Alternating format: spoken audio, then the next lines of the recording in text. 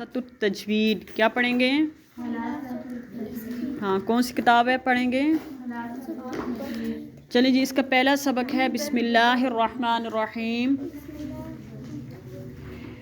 چلیں جی بچوں بتائیں علم تجوید سے کیا مراد ہے؟ علم تجوید سے کیا مراد ہے؟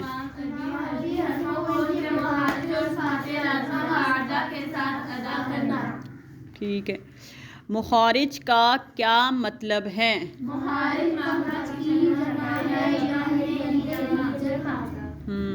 مخارج کیا ہے؟ مخرج کی جمع ہے یعنی نکلنے کی جگہ۔ مخارج کے کتنے مواقع ہیں؟ کون کون سے؟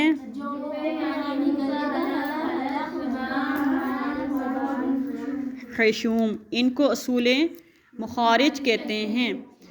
اچھا بچوں یہ بتائیں صفات سے کیا مراد ہے؟ کیفیتوں کے ساتھ ان کیفیتوں کو صفات کہتے ہیں۔